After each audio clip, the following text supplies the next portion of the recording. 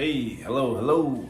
Hey, this video I wanted to just kind of put it out there how my wife and I were able to retire and what we had to do to kind of prep for moving from the US to the Philippines. First and foremost, we made ourselves a bucket list. Very important. I cannot stress that enough. Make a list, keep it, add to it, cross stuff out as it gets accomplished. Very important that you give yourself plenty of time, right? You don't want to make a bucket list for a 2-week schedule. Ours was a 4-year bucket list, okay? So, in a nutshell, in 2020, after our house was built, we pretty much knew that we would retire. So once we put our little bucket list together, the first thing on it was how much do we need to retire? After doing plenty of research, we came up with an amount around $2,000, and that was with extra, right? Extra little plus money to do what we want, entertainment wise, or just splurging money, right? But we were generous, right? We kind of said, you know what, don't make it that low. Add here and add there. Utilities, whatever else, the groceries, we might spend more. But $2,000 is realistic. And remember that we don't rent, right? So $2,000 a month, we said that's workable. Cross that off our bucket list. Check that box. And then the other thing is we have a home here, and we had to make sure it was furnished, and how much it was going to cost to furnish that home here in the Philippines. I had two different costs: what it would cost here in the Philippines and what it would cost for me to send my personal household items from the US to the Philippines in a 20-foot container. Well, okay, so that's a discussion. I talked to my boys, asked them what they wanted throughout our whole house. Didn't matter, right? Shoot, I even gave them 2 vehicles I had. Anyway, went through the whole house, and there's still a lot of things left over after my boys said, no, I don't want that, or no, Dad, you keep that, or whatever, right? So now we had a choice of getting storage or sending it to the Philippines or selling it, right? I didn't want to sell it. I want to get storage. I said, screw it. We ended up purchasing a 20-foot container, sending it to the Philippines. It's not cheap. Definitely not cheap, but to furnish my house here and what I was sending, it was pretty close to the same cost. However, if I think I were to redo it again, I probably wouldn't go that route. I'd probably just buy everything here. I don't know. It was a kind of a tough one because you have to put it in storage or sell it, which is a pain in the butt. So anyway, we ended up sending a 20-foot container. Cross that off the bucket list. Our home is furnished. My wife and I have come back several years in a row, usually 2 or 3 weeks a year. Sometimes my wife's here for a month or two. But public transportation, there's plenty of it. You can go anywhere you want for fairly cheap. We wanted to have our own vehicle. So we added a vehicle on our bucket list. 2023, I think it was, we purchased it, and now that vehicle's off our bucket list. Reason being is it's just a lot easier to go places, although driving here can be a challenge, trust me. Just having your own vehicle and not having to sit in the back of a jeepney. For those, if you ever sat in the back of a jeepney, it's not desirable. You smell everybody's exhaust. Same thing in a trike, you smell everybody's exhaust. It's just, it's way better. I'm telling you, it's way, way comfortable compared to public transportation, owning your own vehicle. On that note, also on the bucket list, so we bought a car. Now I wanted a motorcycle. Put that on the bucket list. Check, done. That was purchased in 2023 as well. So remember, I started my bucket list in 2020. So our monthly budget, couple vehicles, furnishing the house. How about visas, right? What kind of visas do we need? Well, it turns out my wife's dual citizen, so she can stay here as long as she wants. No problem, because she has 2 different passports. For me, as long as I'm traveling with my wife, I can get, when I enter the Philippines, as long as I'm with my wife, I can get a 1-year stamp on my passport. So if you're not married to a Filipina, it's only good for a month at the airport. So it's a big difference.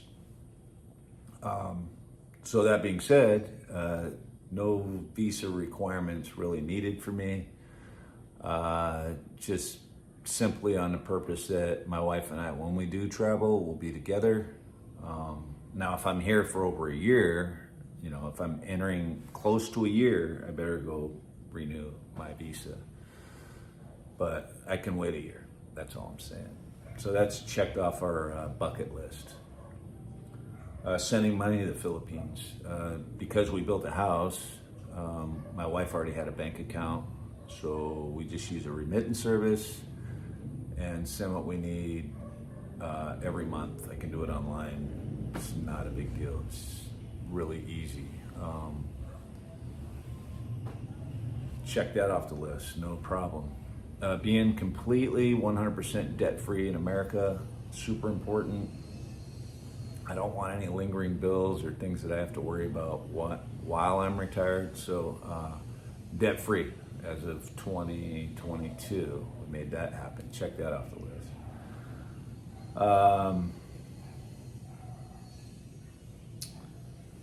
Quitting your job. This by far, right? Even though I hated work, I was so done with work. I love my job, but it's just like the commute, some of the people I had to deal with, not all, a lot of people, really, really nice people I worked with. The commute, it's just the grind over the years and an opportunity to retire early. It's very, very difficult telling your employer, giving your employer a resignation date and doing it. Talk about butterflies or goosebumps, right? But I did it. April 2024 is when I physically retired. And that's the last thing you scratch off your bucket list, right? So in a nutshell, create a bucket list. Make sure you have the finances. Most of you probably aren't even coming over here until you retire. If you retire before retirement age, make sure you have enough to live off, obviously, right? No shortchanging yourself. Don't think, oh, I can live off 1,000 when you really need 1,500 or 2,000, right? Be extra cautious with your monthly expenses here in the Philippines. And then visa, be prepared to once your first month stamp expires and you renew it, I think you can do it for 3 months. I might have heard 6 months, but it's something I hadn't done a lot of research in. Just make sure you have the funds. You don't want to get caught with your pants down, so to speak, when you're retired, right? If you're single and you're coming over here to meet your girlfriend and live with your girlfriend, the sooner the better when you get here to find a place to live. is important. Otherwise, you're going to spend a ton of money in hotels. If your girlfriend has a place where you can stay or whatever till you find, that's a plus, right? But you know, maybe you sent things ahead of time. You got boxes, whatever. It's better to have your own house, apartment, whatever you want to rent. And just remember, it's probably, if you're doing your own little budget analysis, you can go as low as 200. I think for quality, decent place, up to 500 and more, right? Depending if you live in a big city or a smaller city, province. And then I would also say single, right? You'll see the transportation problems. It's probably at least a great idea to get a motorcycle. And with vehicles, by the way, guys, your passport, when it's stamped, as long as you have a valid driver's license, you're good to go in the Philippines for 3 months. 3 months. After that, you have to get a Filipino driver's license. And it's not too difficult. There's a couple ways of going about it. I paid a little bit extra, so I didn't have to wait in lines and what have you. It worked out. That was good. But also, if you're coming over here single, right? Make sure you pad your budget a little bit like I did, right? Because you don't want to come up short or be redlining it every single month. If you do have a girlfriend, sometimes they need things, right? Like you're really starting to get attached. Who knows, you know, what? They have family members. They get sick. You know, you're going to be asked at times to help out. Just be prepared for that. So, upfront conversation with whoever you're staying with here. This is my budget.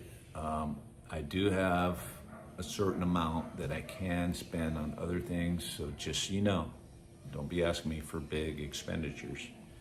I think if you put that out, it doesn't hurt, and you're being honest, right? You have to live within your means. I would say when whoever comes over here, single or not, to be extra cautious on the things you do and how you spend your money. I mean, if you're single, you can spend money a million different ways. Constant traveling, constant going out, doing things at night, every night, drinking too much, partying too much, juggling different women, whatever, right? So it's a little bit different. Married is obviously a little bit easier to make that transition, but single is just as easy. There's several people that come over here with just a suitcase and make it work. So map out your budget, make yourself a bucket list, and good luck to all of you. So there you go. Leave me a comment. I'll get back to you as soon as I can. You guys have any other questions, I'll do my best. Like the video, please, and share it, and definitely subscribe, please. I need more subscriptions. YouTube algorithm, right? But anyway, you guys take care and good luck.